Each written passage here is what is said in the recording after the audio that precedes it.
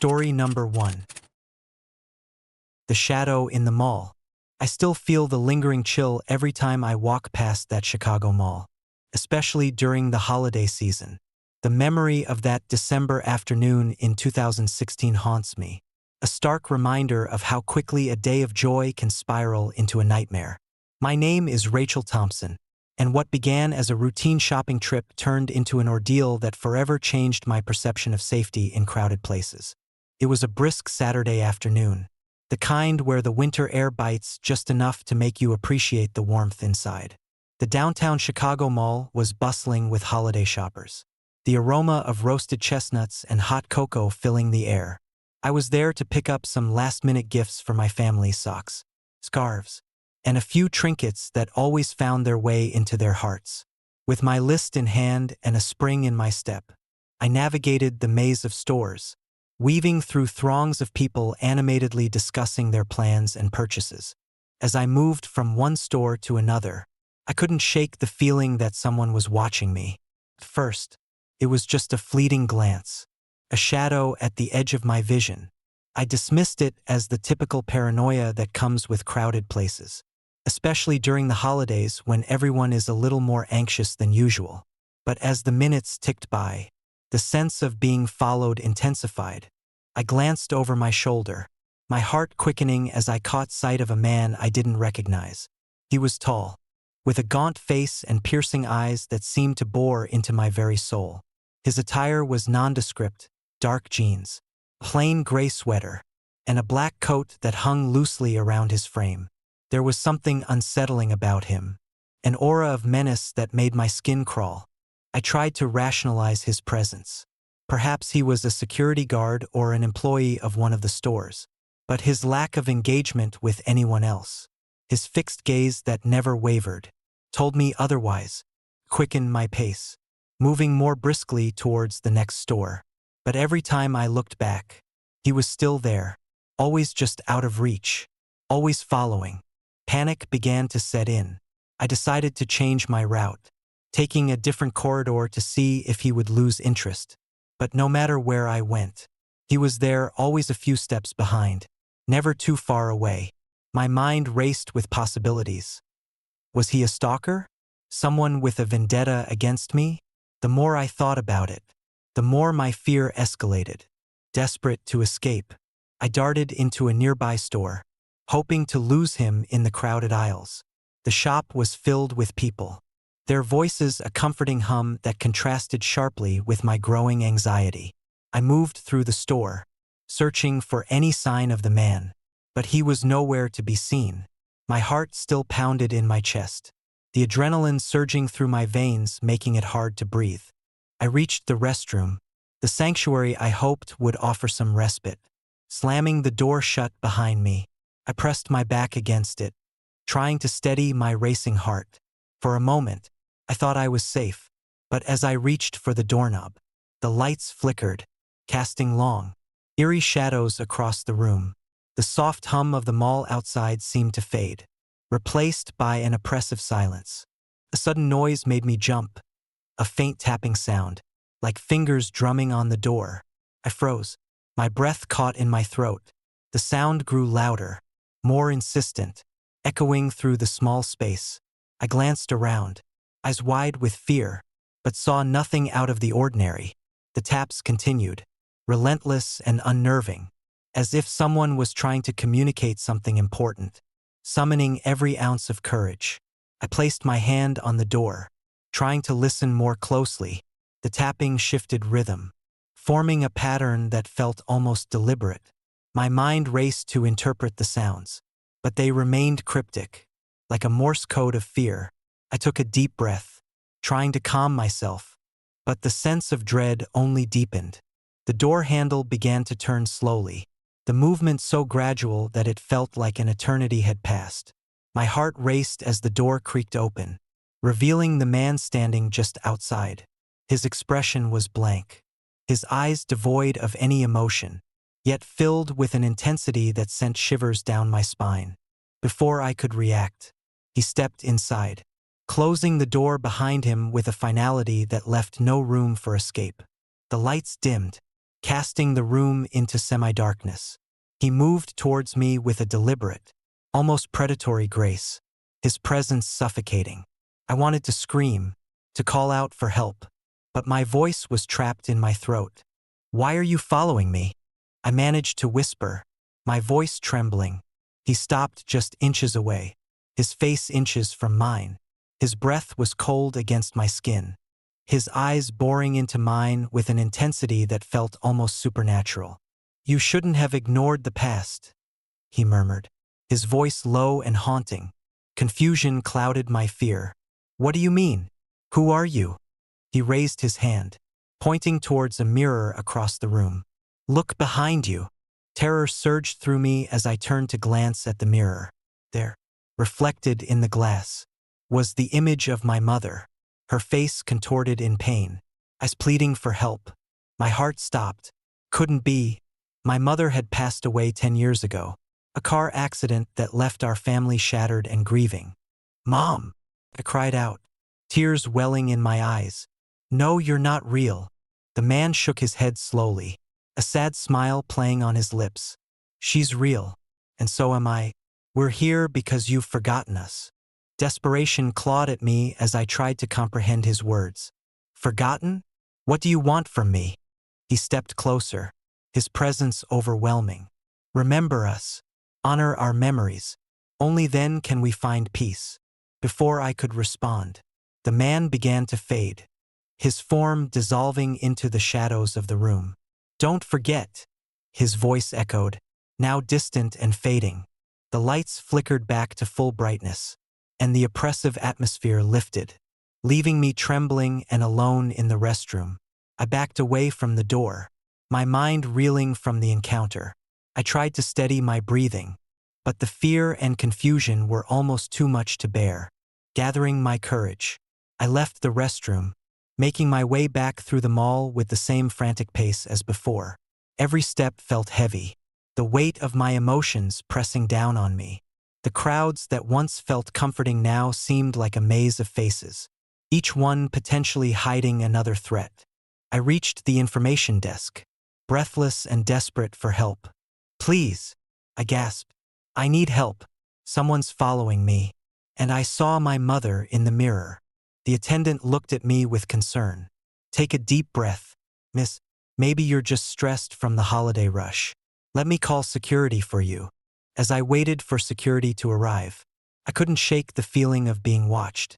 The mall was still bustling, people oblivious to my terror, but I felt an invisible presence closing in around me.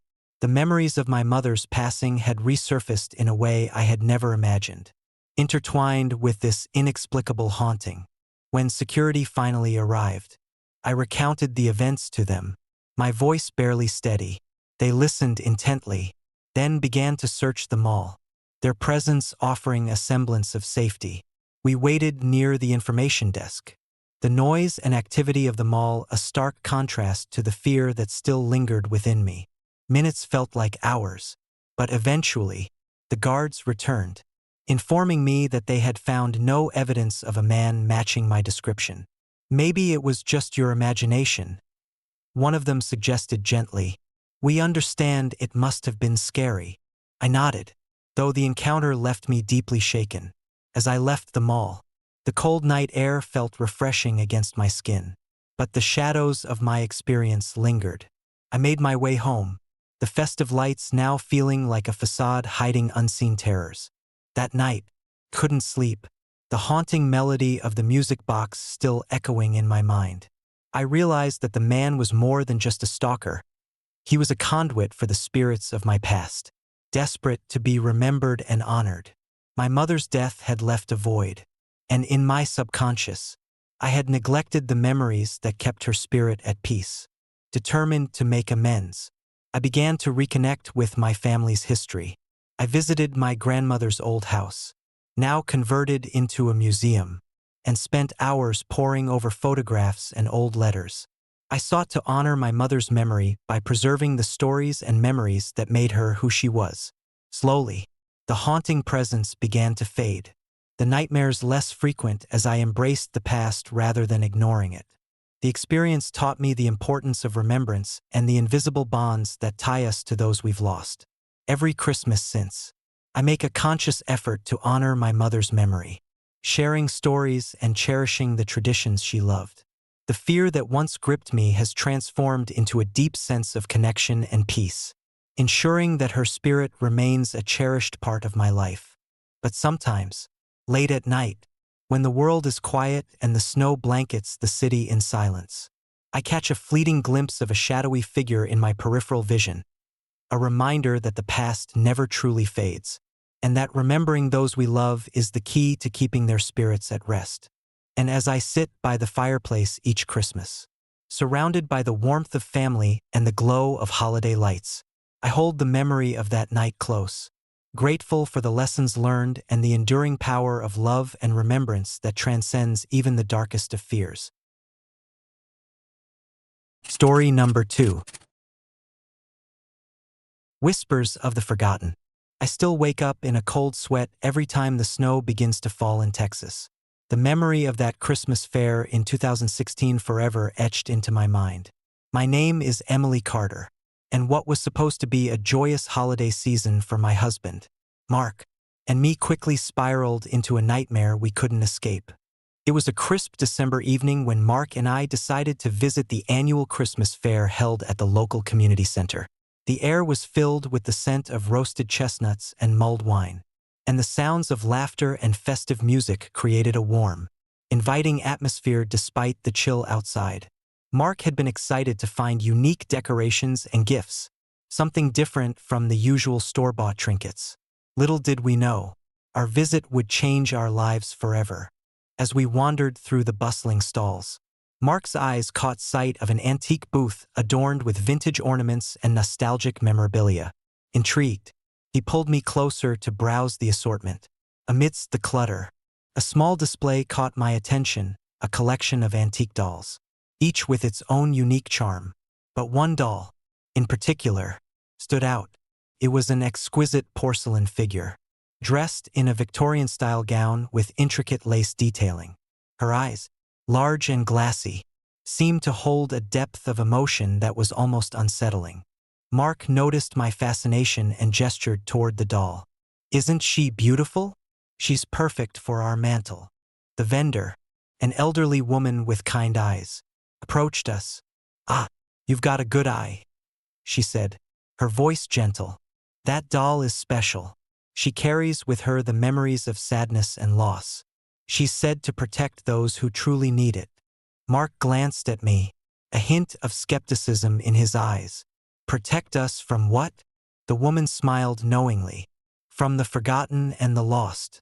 She keeps their memories alive, ensuring they're never truly gone." Despite the eerie undertone, Mark was convinced. "We'll take her," he declared, already reaching for his wallet. I felt a shiver run down my spine but shrugged it off as excitement. The vendor wrapped the doll carefully, and we left the fair with our new acquisition, unaware of the darkness that would soon unfold. That night, we placed the doll on our mantle, right above the fireplace where it could watch over us. Its presence added a touch of vintage elegance to our living room, and for a while, everything seemed normal. But as the days passed, subtle changes began to occur. It started with faint whispers in the dead of night.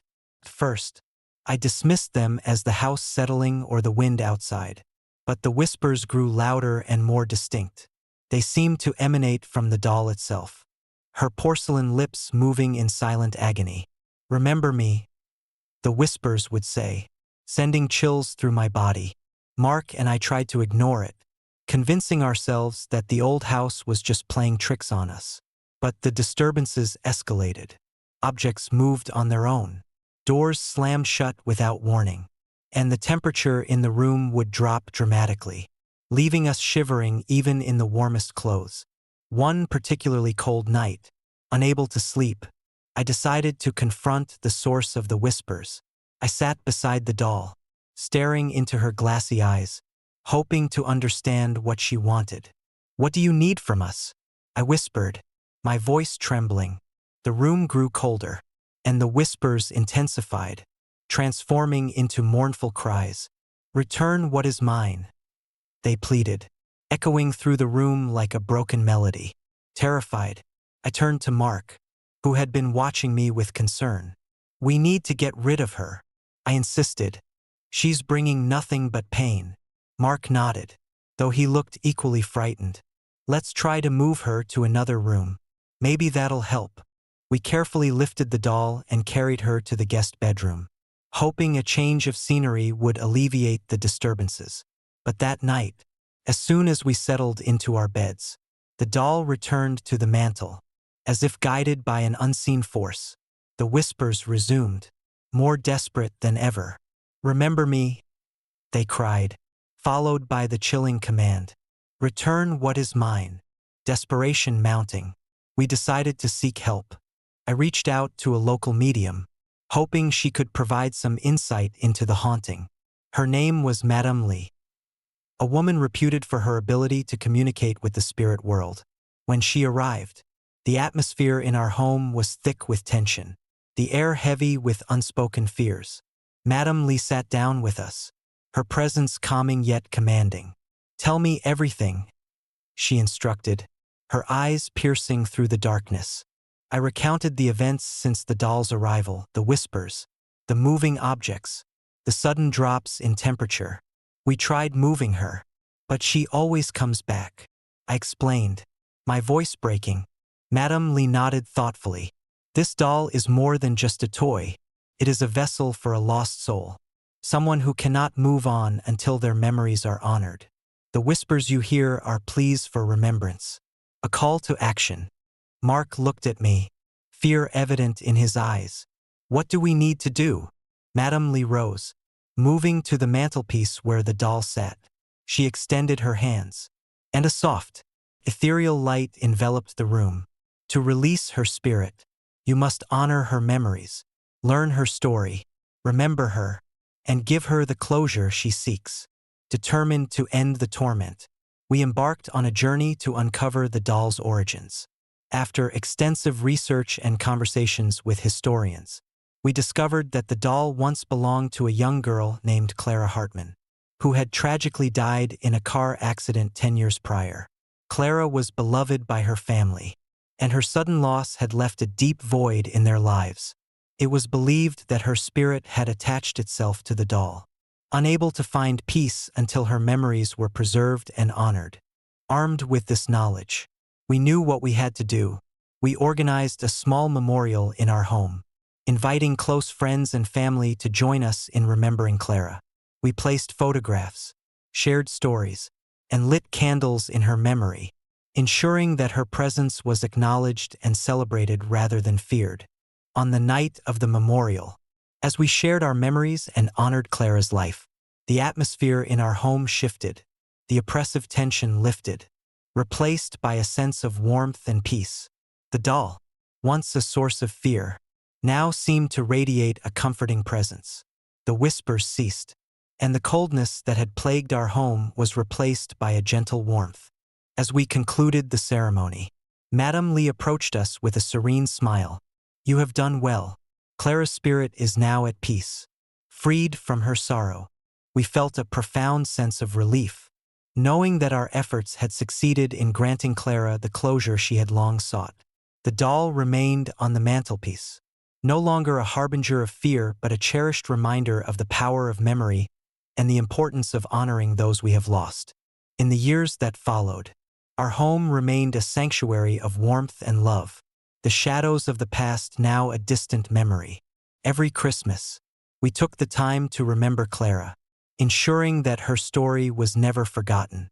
The experience taught us the importance of facing our fears, honoring the memories of loved ones, and the enduring strength of family bonds. But sometimes, late at night, when the wind howls outside and the snow blankets the world in silence, I catch a glimpse of Clara's reflection in the doll's glassy eyes.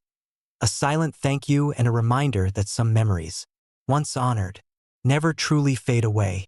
And as I sit by the fireplace each Christmas, surrounded by the glow of holiday lights and the laughter of my family, I hold on to the lessons learned from that haunting Christmas fair. grateful for the peace that now fills our home and the memories that keep the spirit of Clara alive in our hearts. Story number 3. The Stalker in the Shadows. I still remember that chilly December evening in 2013 like it was yesterday, despite the years that have passed since. Living in Melbourne, Australia, the holiday season was always a time of joy and togetherness for my family. That year, however, a simple shopping trip turned into a nightmarish ordeal that forever changed my perception of safety and reality. It was a typical Saturday afternoon, and the South Wharf shopping center was bustling with activity. My wife, Laura, and I had spent the day picking out gifts for our children, Emma, aged 8, and Jake, who was just 6. The mall was adorned with festive decorations, twinkling lights, and the scent of freshly baked cookies wafting from the food court. The atmosphere was electric, filled with the laughter of children and the hum of holiday cheer. After hours of shopping, we finally decided to head home, laden with bags of presents and holiday treats. We made our way to the exit, the excitement of the season still coursing through our veins. The parking lot was a sprawling expanse of concrete, illuminated by the soft glow of overhead lights. As we walked towards our car, the crisp night air bit at our cheeks, a stark contrast to the warm, crowded mall we had just left. As we approached the rows of parked cars, I felt a sudden unease wash over me. It was subtle at first, a fleeting shadow in the corner of my eye, a barely audible rustling behind us. I glanced over my shoulder, but saw nothing out of the ordinary. Just my imagination, I reassured myself, though the sensation of being watched lingered. We reached our car, a modest sedan parked near the far end of the lot. I unlocked the doors, and as Laura placed the last bag in the trunk, a sense of relief settled over us. But that relief was short-lived. As I climbed into the driver's seat, I heard it, a soft, deliberate sound of footsteps echoing in the distance. My heart skipped a beat, and I turned around to locate the source. The parking lot was empty, the only movement the occasional car passing by on the main road. Probably just someone finishing their shopping, I muttered, trying to calm my racing pulse. But the footsteps persisted, growing louder and more insistent. I glanced back, my breath catching in my throat as I saw a figure standing a few meters away, partially obscured by the shadows. It was a man dressed entirely in black, his presence stark against the bright parking lot. His eyes were fixed on me, unblinking and devoid of emotion. He stood perfectly still, as if carved from the darkness itself. "Is everything okay?" Laura asked, sensing my unease. I shook my head slowly, unable to find the words. The man in black remained motionless, his gaze piercing through the rearview mirror. I'm not sure," I stammered, my mind struggling to process the surreal sight. Before Laura could respond, the man began to walk towards us, his movements slow and deliberate. Panic surged through me as I realized there was no one else in sight, no indication of where he had come from or why he was fixated on me. I reached for the keys, desperate to start the car and leave, but my hands felt numb, as if the very act of reaching out was futile. The man stopped a few feet away, still staring at me with those unnerving eyes. "Return what is mine," he whispered, his voice a haunting echo that sent shivers down my spine. "Return what?" I managed to croak, my voice barely audible. The man in black took a step closer, and the air around us seemed to grow colder, the festive lights casting long, eerie shadows that danced around him. "The gift," he replied, his tone filled with a sorrow that contrasted sharply with his sinister appearance. Confusion and fear warred within me. "What gift? What are you talking about?" Before I could react, the man vanished into thin air, leaving behind an oppressive silence that seemed to press in on me from all sides. I sat frozen, the memory of his piercing gaze etched into my mind. Laura reached out, her hand gently touching my shoulder. "Are you okay?" I nodded slowly, though my heart was still pounding in my chest. "I think so," Maybe it was just someone having a bad day. We both climbed into the car, the weight of the encounter pressing heavily on us. As I turned the key in the ignition, the engine roared to life, and we sped away from the parking lot, the image of the man in black lingering like a dark cloud over our heads. The drive home was tense, the festive lights passing by in a blur as we sat in silence. My mind raced with questions. Who was that man?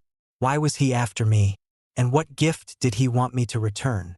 The more I thought about it, the more the questions multiplied, each one deeper and more unsettling than the last. That night, sleep eluded me.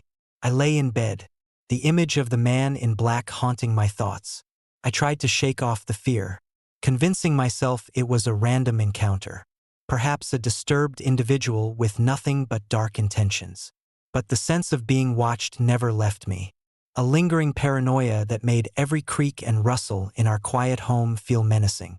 The following day, I decided to dig deeper into the mysterious encounter. I reached out to friends and colleagues, hoping someone might have seen something similar or could shed light on the man's identity. But no one could provide any answers, leaving me to grapple with the inexplicable nature of the event on my own.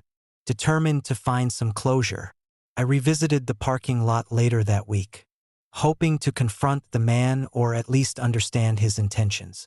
The area was quieter now, the holiday rush having subsided.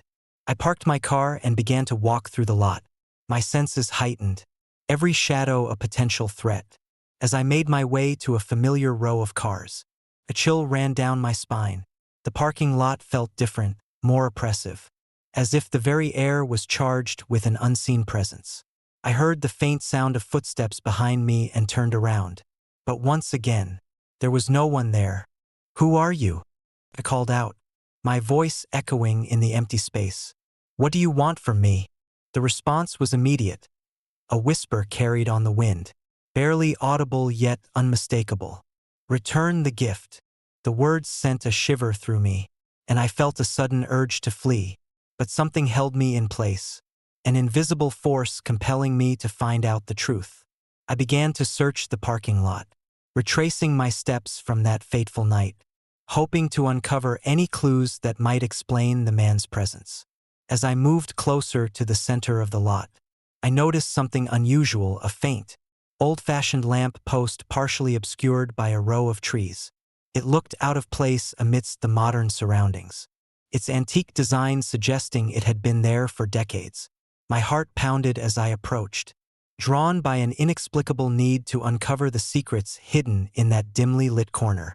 Standing beneath the lamppost, I felt the temperature drop further, the air growing thick with a sense of foreboding.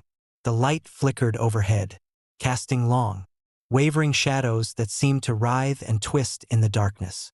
I reached out to touch the cold metal of the lamp, hoping for some connection, some sign that would explain the haunting presence of the man in black.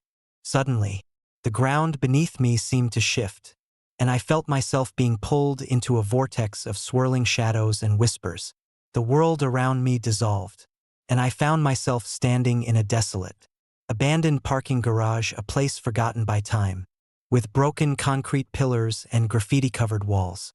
The air was thick with the scent of decay, and the silence was oppressive, broken only by the distant sound of dripping water. "Return the gift," the whisper echoed once more urgent and desperate than before. I turned to see the man in black standing a few meters away, his presence now even more menacing. His eyes bore into mine, and I felt a connection, a link between our worlds that transcended time and space. "What gift?" I demanded, my voice wavering. He extended his hand, revealing a small, ornate box, the exact same box from that Christmas night, the one that now seemed to pulsate with dark energy. "You took it from me. It holds my memories, my essence. You must return it." Confusion and fear battled within me. "I didn't take anything. I never saw the box before." The man in black shook his head slowly. "You have something that belongs to me. Without it, my memories fade, and my spirit cannot rest."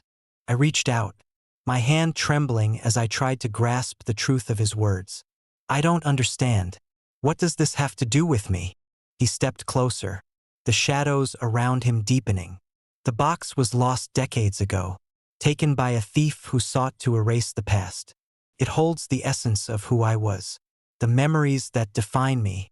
Without it, I am nothing but a shadow, forever lost in the void of forgotten memories. Realization dawned on me. I had unwittingly become entwined in a supernatural struggle between past and present, memory and oblivion. What can I do to help you? I asked, my voice barely above a whisper. He handed me the box, his fingers cold and spectral against mine. Bring it back to its rightful place. Restore my memories, and set me free.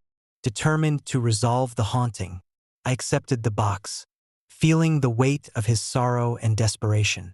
As I held it, visions of his past flooded my mind, moments of joy, love, and the tragedy that had bound his spirit to this realm.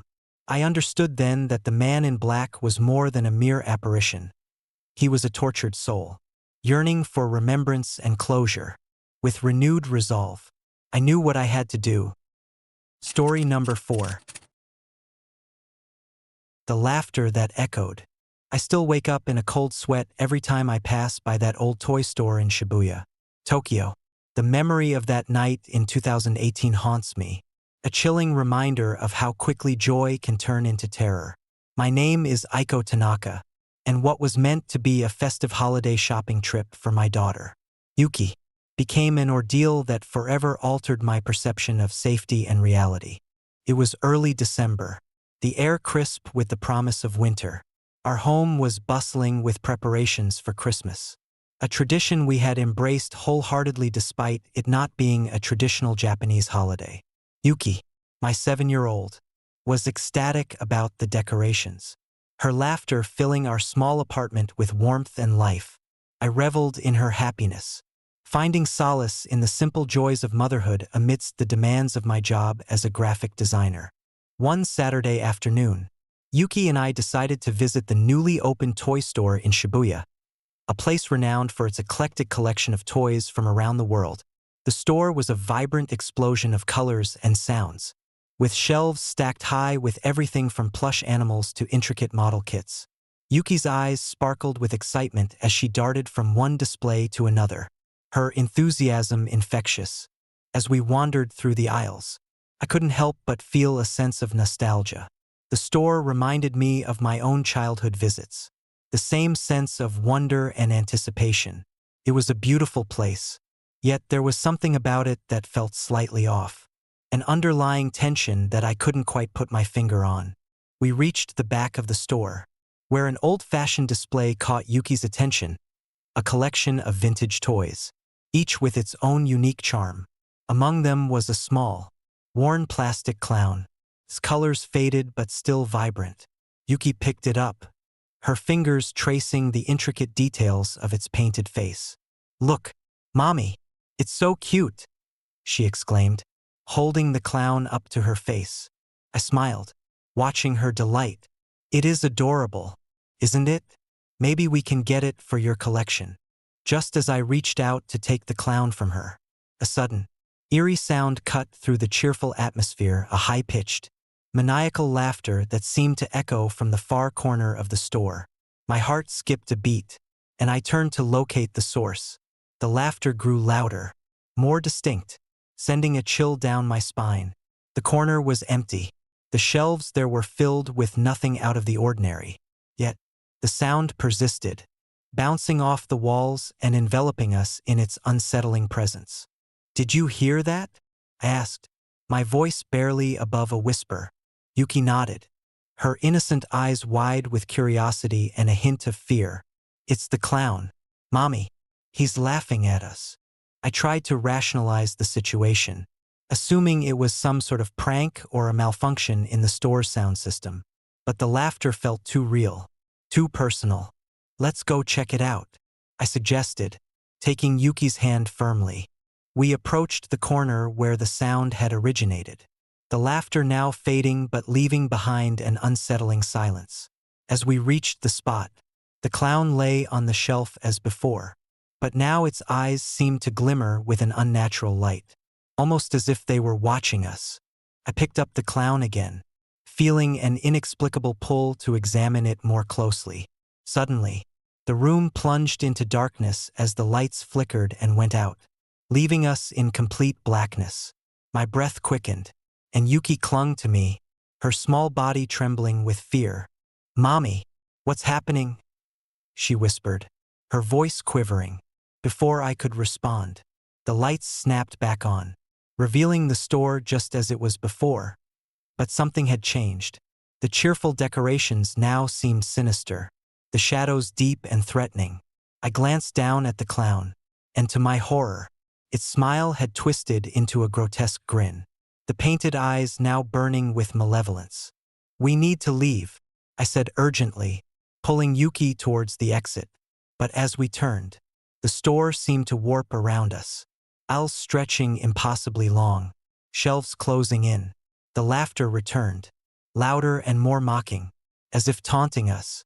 Panicked, I tried to find the way out, but the store was no longer the welcoming place it had been. It had become a labyrinth of darkness and fear, each step taking us deeper into its haunted depths. Yuki's grip on my hand tightened, her eyes pleading for reassurance that I couldn't provide. As we stumbled through the distorted store, the clown appeared at every turn, its laughter echoing in my ears, driving me to the brink of madness. The walls seemed to close in, the air growing thick with an oppressive energy that drained the warmth from our bodies. I could feel the weight of the clown's curse pressing down on us, a malevolent force determined to keep us trapped. Desperate to escape, I reached for the door, but it wouldn't budge. The handle stuck as if held by an invisible hand. The clown loomed before us, its eyes boring into mine with an intensity that felt like physical pain. "Next time, I will come to your house," it whispered, the words dripping with malice. I recoiled, tears welling up in my eyes as I realized the true nature of the doll. It wasn't just a toy, it was a vessel for a vengeful spirit, bound by a curse that sought to bring harm and fear to those who possessed it. The laughter intensified, surrounding us in a cacophony of despair. With a surge of adrenaline, I grabbed Yuki and pulled her away from the clown, running towards the front of the store. The aisles blurred around us, the store morphing into a nightmarish maze of shadows and echoes. My mind raced, trying to find a way to break the curse and free ourselves from the clown's sinister grip. Suddenly, a blinding light pierced the darkness, and the store snapped back to its original state. The cheerful decorations were back, the shelves neatly arranged, and the clown lay innocently on its shelf, its eyes now dull and lifeless. The oppressive energy lifted, replaced by an overwhelming sense of relief. Breathing heavily, I clutched Yuki to my chest, our hearts pounding in unison. "Let's go home," I whispered, not daring to look back. We hurried out of the store, the night air cold against our flushed faces. As we walked to the parking lot, the festive lights twinkling above us felt like a comforting embrace, shielding us from the lingering darkness. Once in the car, I tried to process what had happened. "What was that thing?" Yuki asked, her voice trembling. I sighed, brushing a tear from her cheek. "It was a cursed doll, sweetheart. We were lucky to get away when we did." We drove home in silence. The memory of the clown's twisted smile and the haunting laughter seared into my mind.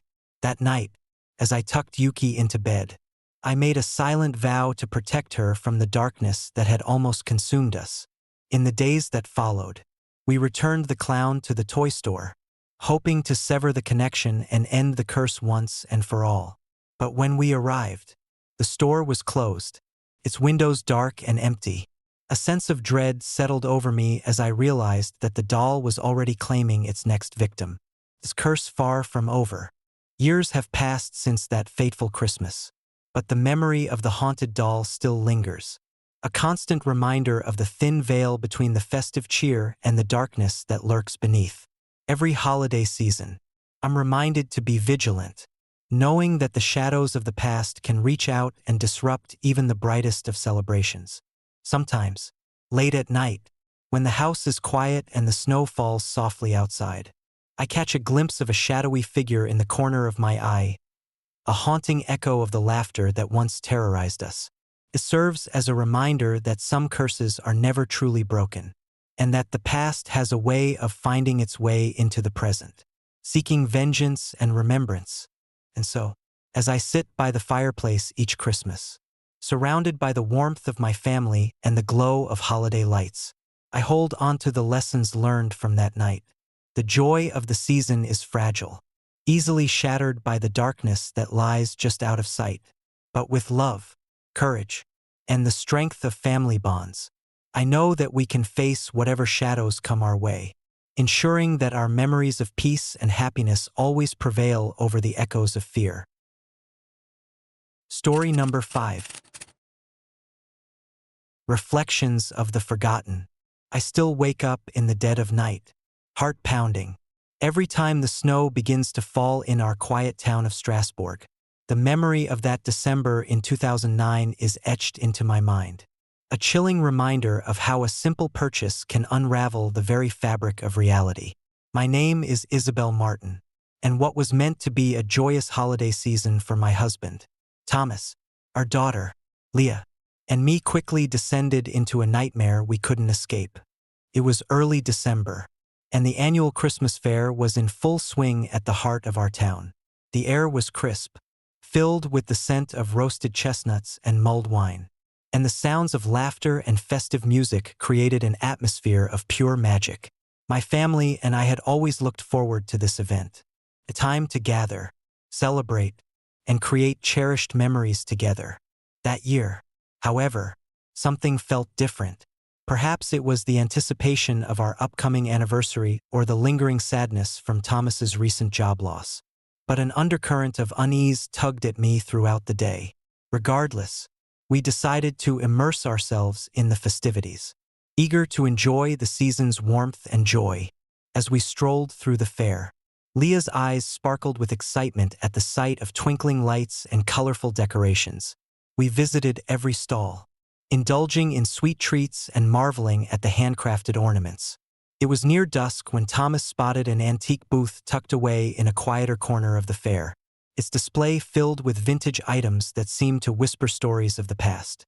"Look at that," Thomas said, pointing to a collection of ornate mirrors. My curiosity was piqued as we approached the display, the soft glow of the lights reflecting off the glass surfaces. Among the assortment, one mirror stood out, a beautifully framed piece with intricate carvings depicting scenes of winter landscapes and festive gatherings. The glass was spotless, reflecting the fair's vibrant colors with perfect clarity. "She's stunning," I remarked, admiring the craftsmanship. "But there's something almost lifelike about her." The vendor, an elderly woman with kind eyes and a gentle smile, approached us. "Ah, you've got an eye for quality," she said, her voice soothing. "This mirror is special. It has a history of capturing not just reflections, but memories. Some say it shows more than meets the eye." Intrigued, Thomas negotiated a fair price, and soon, the mirror was ours.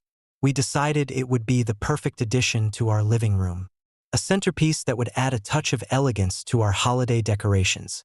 That evening, as we settled into our cozy home, I carefully placed the mirror above the fireplace, admiring how it perfectly complemented our decor. The room was filled with the soft glow of candlelight, the crackling fire casting dancing shadows on the walls. Leah was busy unwrapping her gifts, her laughter filling the space with joy. As night deepened, the house grew quiet, the only sounds being the gentle hum of the city outside and the occasional pop from the fireplace. Exhausted from the day's festivities, I decided to wind down with a cup of tea. Sitting by the mirror, I admired my reflection, the warm light highlighting my features as I gazed into the glass. But something felt off. The reflection staring back at me didn't quite match the reality. There was a shadowy figure standing just behind me, barely noticeable but undeniably present. My heart skipped a beat as I turned to see who or what was there. But the room remained empty, shaking off the eerie feeling. I attributed it to fatigue and returned my gaze to the mirror. Days passed, and life returned to its usual rhythm. Yet, the mirror seemed to hold a silent presence, a watchful eye that never truly left. It wasn't until the third night that the disturbances began in earnest. I awoke to the sound of soft, haunting laughter echoing through the house, blinking away the remnants of sleep. I sat up in bed, the moonlight streaming through the window casting ghostly patterns on the floor. The laughter grew louder, more distinct, and I realized it was emanating from the living room. Heart pounding, I cautiously made my way downstairs, the beam of my flashlight cutting through the darkness. There, in front of the mirror, stood a figure, a translucent, ethereal woman dressed in vintage winter attire, her face obscured by long, flowing hair. She turned towards me, her presence both sorrowful and menacing. "Remember me," she whispered, her voice like the rustling of leaves. "Don't forget." Terrified, I stumbled back, the flashlight slipping from my grasp and shattering on the floor. The room plunged into darkness, save for the flickering candlelight reflecting off the broken glass. The laughter continued, now mixed with the sound of soft sobbing, filling the air with a palpable sense of grief and anger. The next morning, I shared the ordeal with Thomas and Leah, but they dismissed it as a vivid nightmare or perhaps the residual effects of our long day at the fair. Yet, I couldn't shake the feeling that something was terribly wrong. Over the following days, the phenomena escalated. The mirror's reflections became increasingly distorted, showing scenes that never existed in our home. I would catch glimpses of strangers in the reflection, their faces twisted in anguish, or see rooms that didn't exist in reality. Objects moved on their own. Doors opened and closed without explanation, and the laughter and crying became a constant presence, haunting our every moment. Desperate for answers, I reached out to the antique vendor, hoping she could shed some light on the mirror's mysterious origins. She listened intently to my story, her expression unreadable. "The mirror holds the memories of those who have been forgotten," she explained slowly. "It shows not just reflections, but the lingering emotions and unresolved spirits attached to it." Clara was a young woman who lost everything that fateful Christmas. Her sorrow and pain are trapped within the glass, seeking recognition and remembrance. Realization dawned on me. Clara's spirit was bound to our mirror, unable to move on until her memories were honored and acknowledged. Determined to help her find peace, I delved deeper into our family history, uncovering long-buried stories and forgotten connections. Through extensive research, I discovered that Clara Hartmann was an ancestor of ours, a young woman who had tragically died in a fire on Christmas Eve in 1920.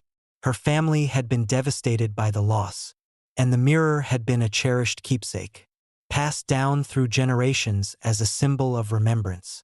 But over time, the family's focus shifted, and Clara's memory faded, leaving her spirit trapped within the glass. Desperate for acknowledgement, armed with this knowledge, I knew what needed to be done. I organized a memorial in our home, inviting family members to join me in honoring Clara's memory. We gathered around the mirror, sharing stories of our ancestors, lighting candles, and placing photographs of Clara and her family on the mantelpiece. As we spoke, the atmosphere in the room shifted, the oppressive tension easing as the room filled with warmth and love. As the ritual concluded, Clara's spirit appeared once more, her form more serene than before. "Thank you," she whispered, her voice now tinged with peace. "I can finally rest." The laughter and crying ceased, replaced by a gentle silence that enveloped our home. The mirror no longer held the haunting reflections, but instead showed the happy memories we had shared, a testament to the power of remembrance and the enduring bonds of family. That Christmas, we celebrated not just the holiday, but also the legacy of our ancestors, ensuring that Clara's memory would never fade again. The mirror became a cherished part of our home, a reminder of the importance of honoring the past and the spirits that linger in our lives.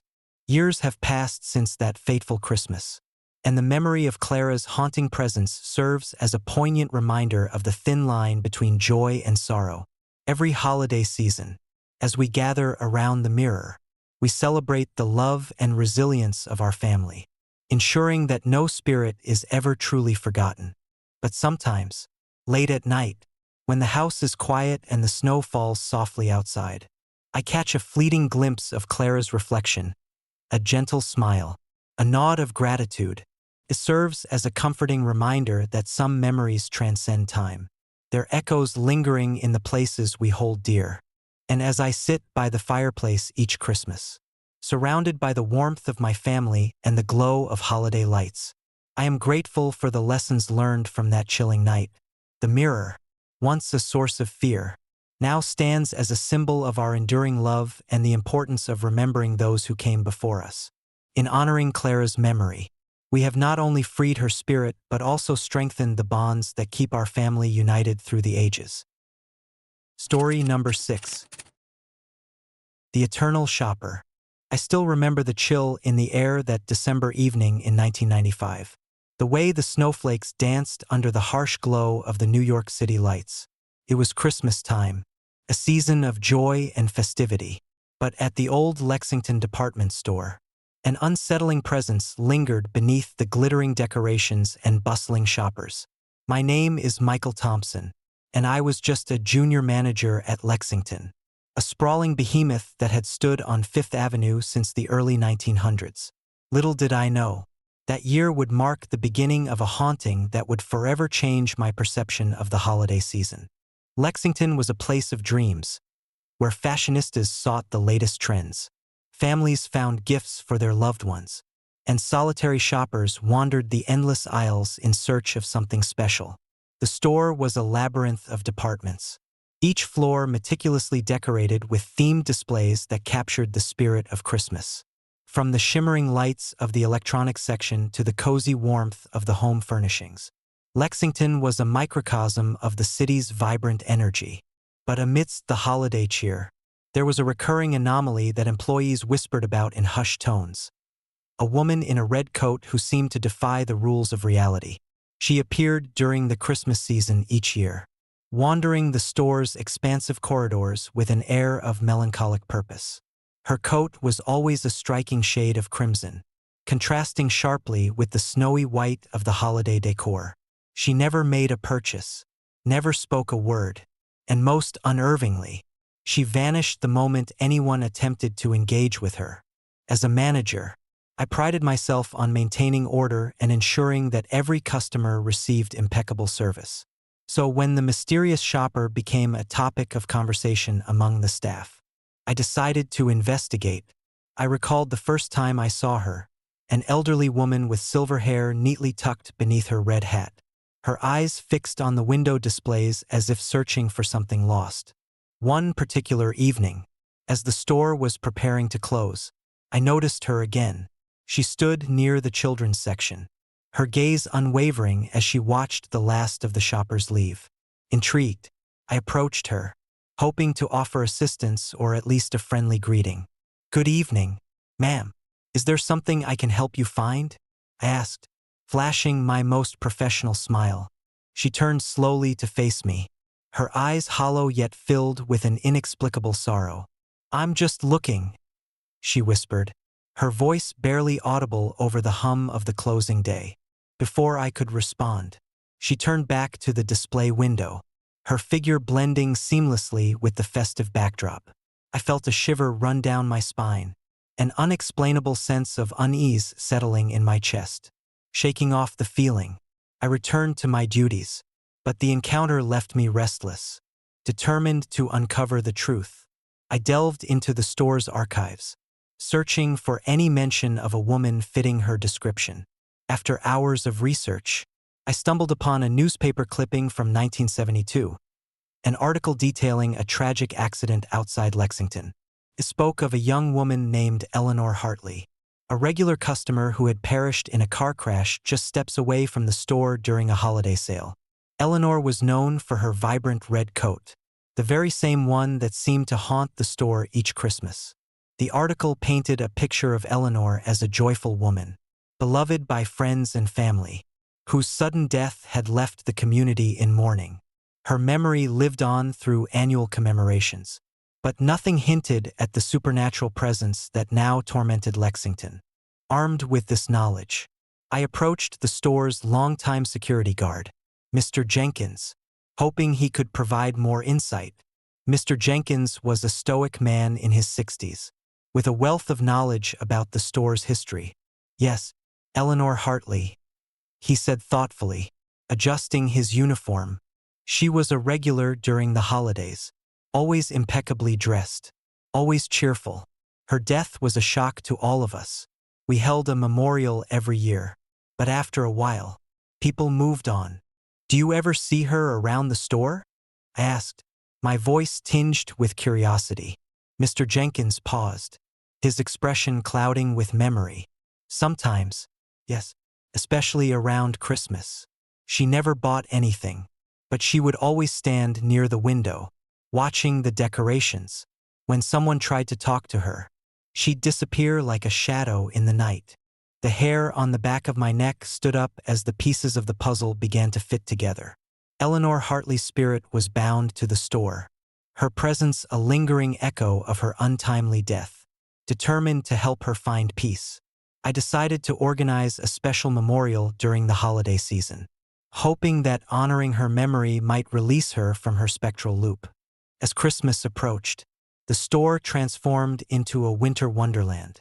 Lights twinkled from every corner, and the air was thick with the scent of pine and cinnamon. I worked tirelessly, coordinating with my team to create a beautiful tribute to Eleanor.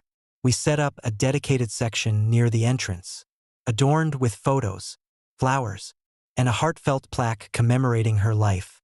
On the night of the memorial, the store was quieter than usual, the usual hustle subdued as shoppers prepared for the festivities.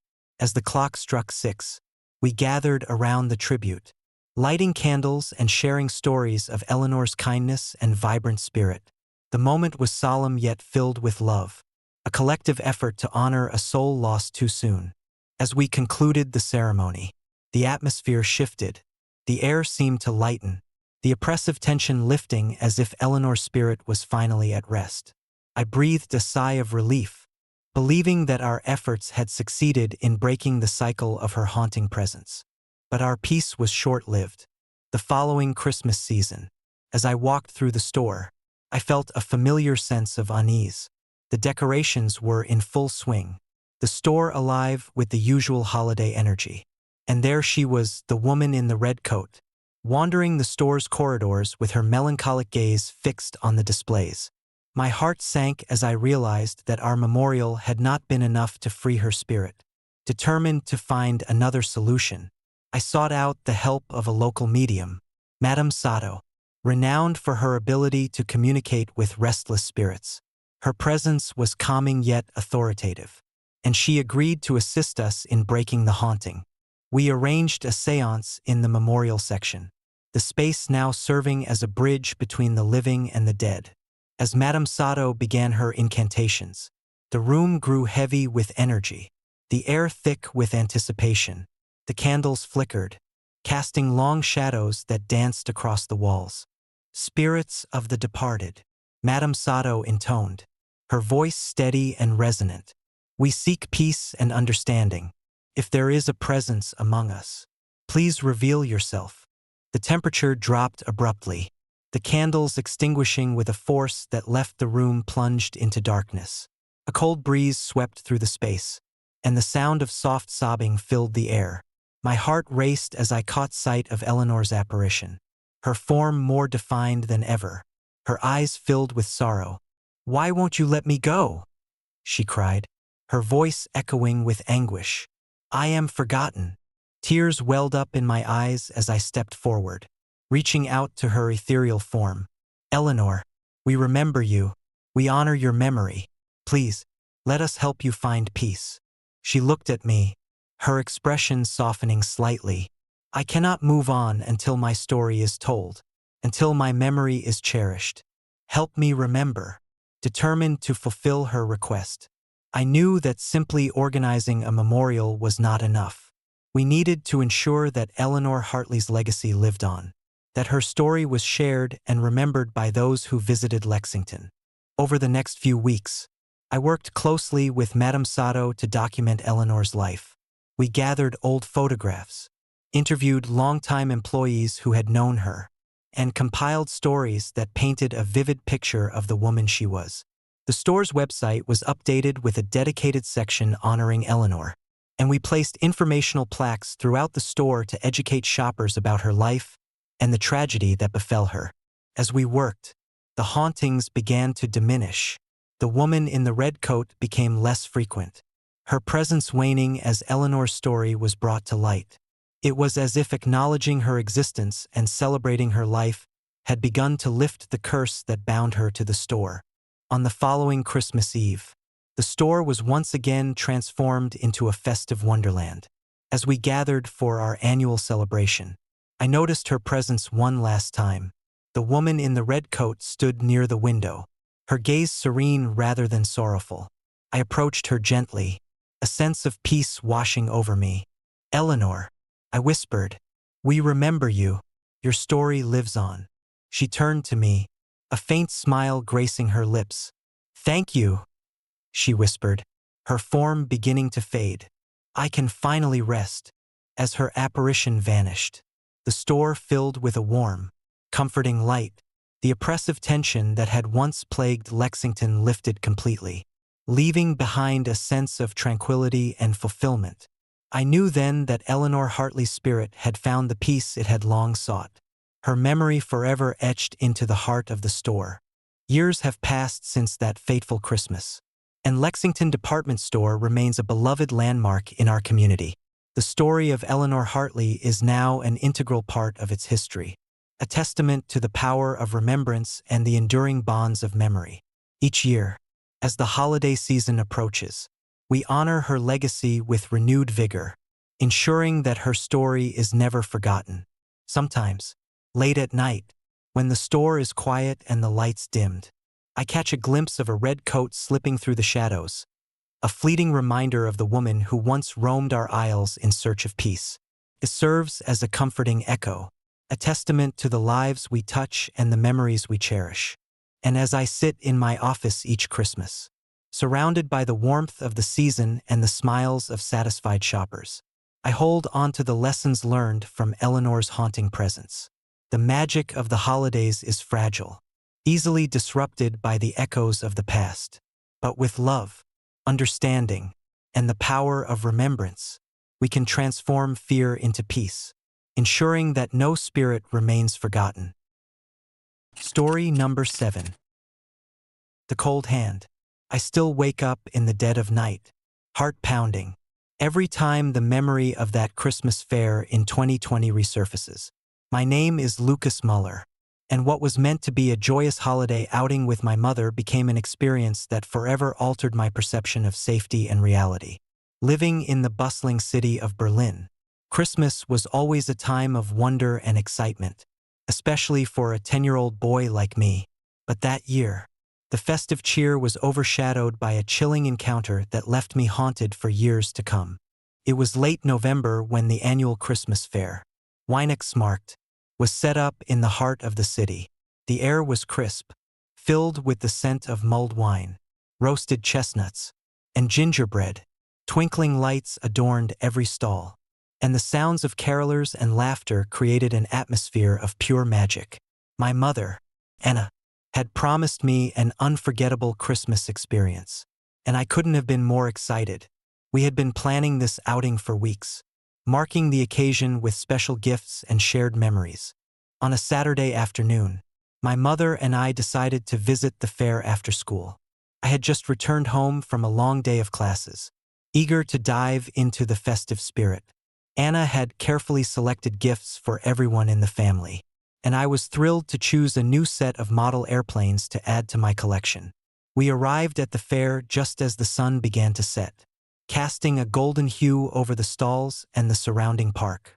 As we walked through the crowd, my eyes were drawn to the myriad of sights and sounds, the elaborate decorations, the enticing aromas, and the cheerful faces of fellow shoppers. My mother held my hand tightly, ensuring I stayed close in the sea of people. The excitement bubbled within me as we navigated through the throngs, stopping occasionally to admire the handcrafted ornaments and festive treats. We reached the central area of the fair, where a towering Christmas tree stood illuminated by thousands of lights. Children darted around, their faces lit up with joy as they visited Santa Claus, while vendors sold everything from handmade toys to steaming cups of glühwein. I was mesmerized by the vibrant displays, my heart swelling with happiness. "Look, Mama, the lights are amazing," I exclaimed, pointing towards the tree. Anna smiled, squeezing my hand gently. "Yes, it really is beautiful. Let's get some hot chocolate before we continue shopping." We made our way to a nearby stall, where a friendly vendor handed us each a steaming cup of cocoa topped with whipped cream. As I took a sip, savoring the rich, sweet flavor, I noticed something strange. A fleeting shadow in the corner of my eye. Turning my head, I saw nothing out of the ordinary, shaking it off as just another distraction in the busy fair. I took another sip of my drink. As we continued our exploration, the crowd thickened, making it harder to move freely. I felt a growing sense of unease, but Anna's reassuring presence kept my fears at bay. We stopped at a booth selling intricate snow globes, and I carefully selected one depicting a miniature winter village. The delicate craftsmanship fascinated me, and I couldn't wait to add it to my collection. After making our purchases, we decided to visit one of the many food stalls. The tempting aroma of bratwurst and freshly baked pretzels filled the air, making my stomach rumble with hunger. We ordered some sausages and settled down at a nearby bench, enjoying our meal as the fair continued to bustle around us. As I ate, I felt a sudden tug on my hand. Turning around, I saw an unfamiliar woman standing a few meters away, her red coat standing out brightly against the winter backdrop. She smiled warmly, her eyes twinkling with kindness. "Hello there, little one. Are you enjoying the fair?" I nodded, returning her smile. "Yes, it's amazing." She leaned in closer, her presence both comforting and slightly unnerving. "You know, sometimes the fair can show you things beyond your imagination. Always remember to stay close to your loved ones." Before I could respond, she turned and disappeared into the crowd, leaving me with a strange feeling that I couldn't quite shake off. Anna noticed my distracted expression and gave me a concerned look. "Everything okay, Lucas?" I hesitated for a moment before nodding. "Yeah, just thinking about that lady in the red coat." Anna followed my gaze but saw nothing unusual. "Maybe she was just someone passing by. Let's enjoy the rest of our evening." We continued our stroll through the fair, the earlier unease slowly dissipating as we immersed ourselves in the festive atmosphere. But as the night grew darker, the crowds thinned, and the once vibrant fair began to take on a more subdued, almost eerie quality. The lights from the stalls cast long shadows, and the laughter of children had faded into a distant echo. As we approached the entrance, the reality of leaving the enchanting fair settled in. We were about to head to the parking lot when I felt a cold sensation grip my hand. Startled, I looked down to see my mother's hand, feeling unusually cold to the touch. "Mama," I whispered, sensing something was wrong.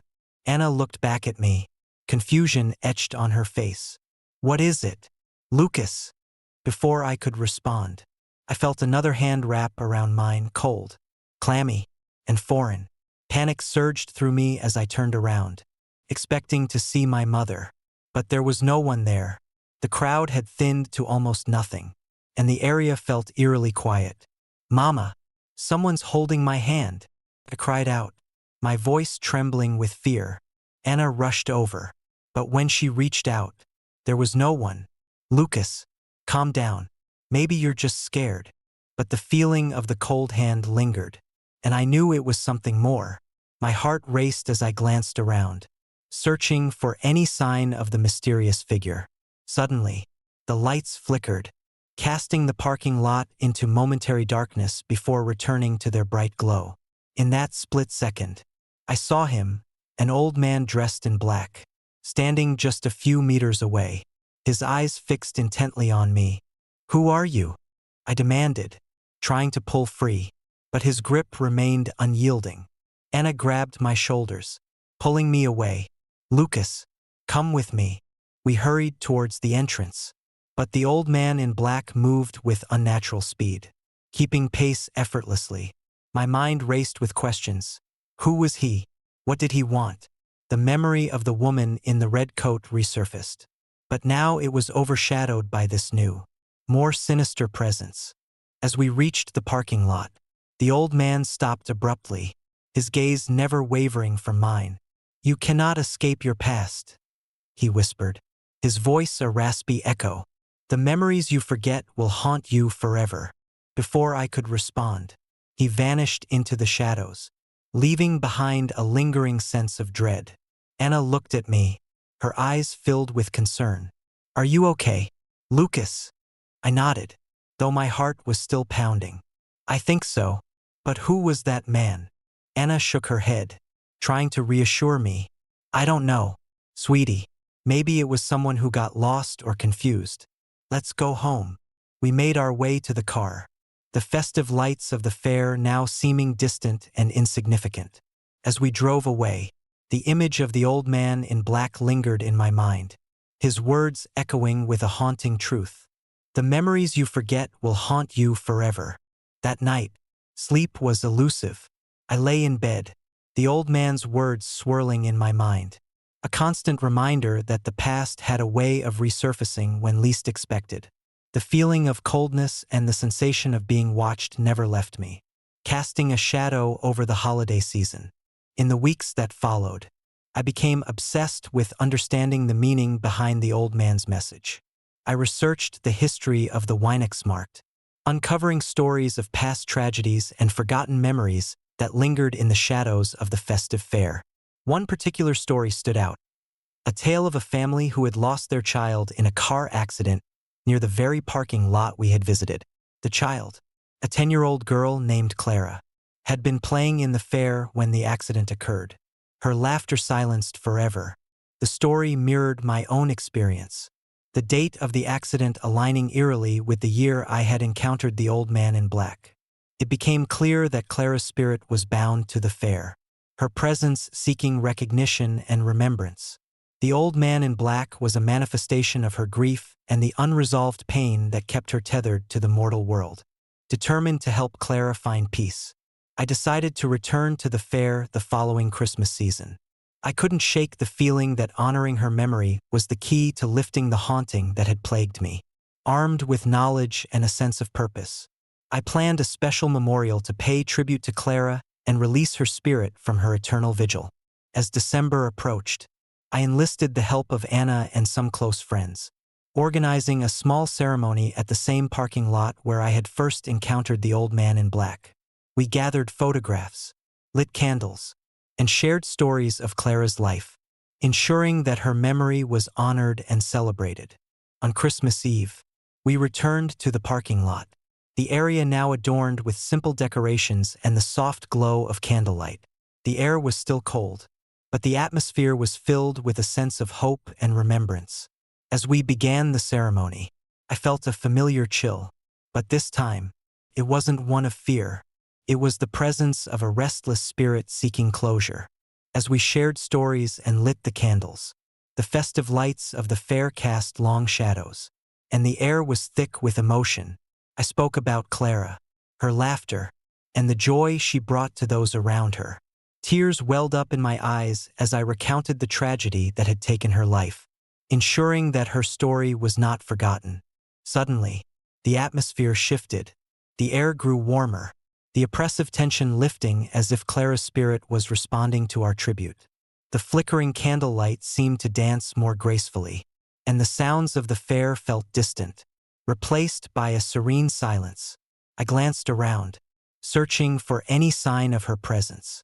And then, I saw her, Clara Hartley, her spirit shimmering in the soft glow of the candles, her eyes filled with gratitude and peace. "Thank you," she whispered, her voice now gentle and soothing. "I can finally rest." A sense of profound relief washed over me as Clara's apparition faded, leaving behind a serene stillness. The haunting presence that had once overshadowed our lives was gone, replaced by a comforting sense of closure. Anna hugged me tightly, her eyes reflecting the same sense of peace that now filled the air. As we made our way home, the memories of that haunting encounter began to fade, replaced by the warmth of family and the joy of the holiday season. The fair, once a place of fear and unease, had transformed into a symbol of remembrance and the enduring power of love and compassion. Years have passed since that fateful Christmas, and the memory of Clara Hartley remains a poignant reminder of the thin line between joy and sorrow. Every holiday season, as I walk through the Weihnachtsmarkt with my own children, I make sure to honor Clara's memory, sharing her story and ensuring that her spirit is never forgotten. The old man in black no longer appears, his presence a thing of the past, replaced by the joyful laughter of new generations experiencing the magic of Christmas. But sometimes, late at night, when the world is quiet and the snow blankets the city in silence, I catch a fleeting glimpse of a shadowy figure in the corner of my eye, a silent nod of gratitude from a spirit finally at peace. It serves as a comforting reminder that some memories transcend time, their echoes lingering in the places we hold dear. And as I sit by the fireplace each Christmas, surrounded by the warmth of my family and the glow of holiday lights, I hold on to the lessons learned from that chilling encounter.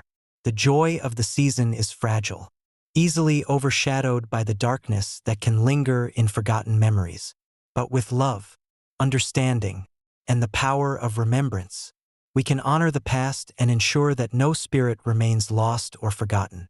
In the end, the cold hand that once sent me spiraling into fear became a symbol of the enduring bonds that connect us to those we've lost. Clara's story is now a cherished part of our family's Christmas tradition, a testament to the resilience of the human spirit and the unbreakable power of love and memory. And as the snow falls softly outside, I am grateful for the peace that now fills our lives, knowing that some spirits find their rest when remembered with compassion and love.